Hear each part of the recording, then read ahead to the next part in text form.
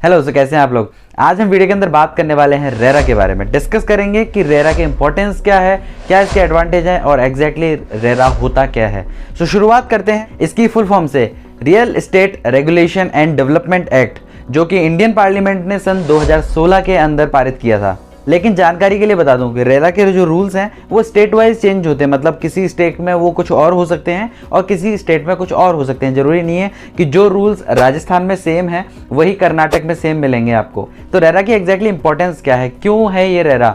So basically जो government ने RERA act बनाया है वो इसलिए बनाया है ताकि जो बायर्स होते हैं उनको एक सूटेबिलिटी हो सके, काफ़ी सहूलियत हो सके। कि देखो मैं आपको बताऊं, पहले के टाइम में रियल एस्टेट जो मार्केट होता था ना वो बहुत अनस्टेबल होता था, काफ़ी सारे फ्रॉड्स होते थे। तो इन सब चीज़ों को देखते हुए इंडियन गवर्नमेंट ने ये फैसला लिया कि हमें रियल एस्टेट के अंदर एक ऐसा एक्ट लाना चाहिए जो कि पूरी तरह से ट्रांसपेरेंट हो। जो बायर होता है उसको कोई प्रॉब्लम ना है परचेस करने में। जो सेलर या फिर बिल्डर होता है उसके पास चांसेस नहीं होते कि वो कोई चीट कर सके या कोई फ्रॉड कर सके। सो बेसिकली अगर आसान शब्दों में अगर आपको समझाऊं तो रेरा एक ऐसी अथॉरिटी है जो इंश्योर करती है कि आप जो भी फ्लैट ले रहे हैं या फिर जो भी बिल्डिंग में अपना अपार्टमेंट ले रहे हैं वो आपको फ्रॉड ना हो, जो सेलर है या फिर जो बिल्डर है वो आपसे फ्रॉड ना कर सके। तो इस तरह की इंश्योरिटी जो है वो आपको गवर्नमेंट प्रोवाइड करती है इस रेरा एक्ट के थ्रू। साथ में ही आपका या फिर जो बायर है उनका पूरा राइट होता है कि वो बिल्डिंग से रिलेटेड हर एक इंफॉर्मेशन को जान सके। तो रेरा एक्ट हेल्प करता है बायर्स की जानने में एक्यूरेट डिटेल्स, कंस्ट्रक्शन से लेके उस प्रोजेक्ट की डिलीवरी तक की हर एक डिटेल्स को रेरा जो है वो अपनी नज़रों के अंदर रखता है और यही चीज़ वो बायर्स से भी शेयर करता है कि वो प्रोजेक्ट कहाँ तक पहुँचा है। अब इतनी देर में आप ये चीज़ तो समझ ही गए होंगे कि जो प्रॉपर्टी या प्रोजेक्ट है वो रेरा रजिस्टर्ड होना चाहिए या फिर रेरा रजिस्ट्रेशन सर्टिफिकेट होना चाहिए उस प्रॉपर्टी के बारे में या फिर उस प्रोजेक्ट के बारे में। सेकंड एक और चीज़ है वो है जो रियल एस्टेट एजेंट्स होते हैं।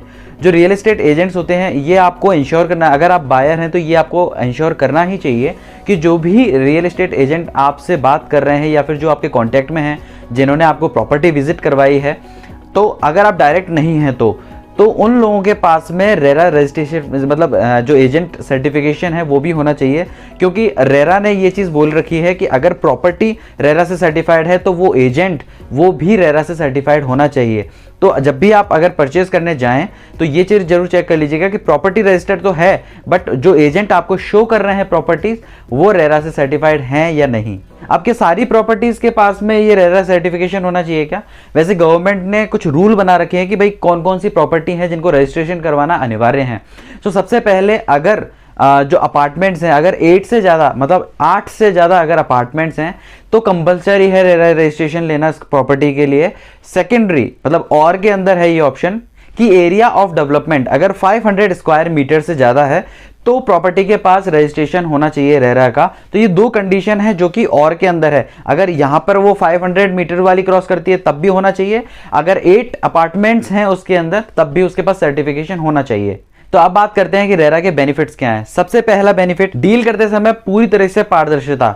मतलब इसके अंदर जो डीलर है वो आपको प्रॉपर्टी के बारे में जो भी डिटेल्स प्रोवाइड कर रहा है वो आपको बताने से पहले अगर उसने रजिस्ट्रेशन लिया है तो उस रजिस्ट्रेशन के अंदर उसने एग्जैक्ट जो भी डेटा है अपनी प्रॉपर्टी का, लाइक उसका कितना कारपेट एरिया है, कितना उसकी जितने भी जो मेजरमेंट्स है वो सारी चीज़ें रेरा के अंदर सर्टिफिकेट जब लेते समय जो इनपुट दिया होगा वो सारी चीज़ें आपको बिल्कुल पारदर्शिता रहेगी, इसमें कोई भी चीटिंग नहीं हो सकती है। सेकेंड पॉइंट कि जो बिल्डर्स हैं वो आपसे एक्सेस एरिया का चार्ज नहीं ले सकते। थर्ड पॉइंट है कि जो प्रोजेक्ट डिले होने की जो प्रॉब्लम थी वो रेरा की तरफ से कंप्लीटली प्रोहिबिटेड है।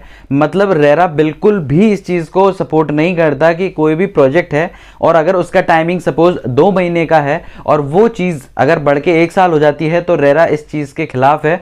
तो मतलब जो बिल्डर हैं वो अगर 2 महीने का क्लेम करते हैं कि 2 महीने के अंदर जो प्रोजेक्ट है वो कंप्लीट हो जाएगा तो वो 2 महीने के अंदर ही होना चाहिए, अदरवाइज रेरा उसके ऊपर पेनल्टी लगा सकती है। फोर्थ पॉइंट जो है वो है बिल्डिंग के अंदर कोई डिफेक्ट्स नहीं होने चाहिए। मतलब रेरा ये बोलती है कि भाई अगर कोई भी बायर है जिसने इतनी मेहनत से अपनी पूरी उम्र भर की कमाई जो है वो किसी एक फ्लैट को खरीदने में लगाई है या फिर एक प्रोजेक्ट को खरीदने में लगाया है तो बिल्डर उसके साथ में ये चीटिंग ना कर सके कि जो उसकी फ्लैट की या फिर जो उसके अपार्टमेंट की कंस्ट्रक्शन क्वालिटी है वो खराब कर दी, मटेरियल खराब यूज किया है, मतलब उसने लिया और 1 साल बाद ही उसको प्रॉब्लम आने लगी फ्लैट्स के अंदर, तो ये कंप्लीटली जो बिल्डर है उसकी रिस्पॉन्सिबिलिटी हो जाती है कि उस चीज को वो फिक्स करे। अगर एक टाइम फ्रेम जो रेरा ने प्रोवाइड किया है लाइक 5 ईयर्स का, तो उसके बीच में अगर कोई भी दिक्कत जो बायर है उनको फील होती है तो ये बिल्डर्स की रिस्पॉन्सिबिलिटी है कि उस चीज को करेक्ट करें। बट ये डिपेंड करता है कि हम फ्लैट के किस इशू की बात कर रहे हैं, और उसके लिए आपको रेरा को अच्छे से स्टडी करनी पड़ेगी कि एग्जैक्टली रेरा क्या चीज का क्लेम कर रहा है। अगर मैं वीडियो के अंदर सारी चीजें बताऊंगा कि एग्जैक्टली रेरा क्या क्या चीजें बता रहा है तो वो वीडियो बहुत ज्यादा लंबी हो जाएगी। सो अगले पॉइंट की बात करते हैं। बिल्डर्स आपका पैसा कहीं और दूसरे प्रोजेक्ट पर यूज नहीं कर सकते। तो कुल मिला के ये देखा जाए तो रेरा काफ़ी अच्छी चीज़ है, स्पेसिफिकली देखा जाए तो सिर्फ बायर्स के लिए, क्योंकि बायर को सारी ट्रांसपेरेंसी मिल रही है। और रेरा का आने का मकसद ही यही था कि जो रियल एस्टेट मार्केट है जहाँ पर सबसे ज़्यादा फ्रॉड्स काउंट किए जाते हैं वो चीज़ कम हो सके, और काफ़ी हद तक उस चीज़ में काफ़ी गिरावट भी आई है। तो ध्यान रखिएगा कि जो भी आप प्रॉपर्टी देख रहे हैं वो रेरा से रजिस्ट्रेशन होना चाहिए, और साथ में जिन एजेंट से आपका कॉन्टैक्ट है वो भी जो रेरा सर्टिफाइड एजेंट्स होने चाहिए। तो आज की वीडियो में इतना ही। मुझे उम्मीद है आपको वीडियो अच्छी लगी होगी। अगर अच्छी लगी तो वीडियो को लाइक शेयर सब्सक्राइब करना मत भूलिएगा। So thank you so much मेरी वीडियो देखने के लिए। धन्यवाद।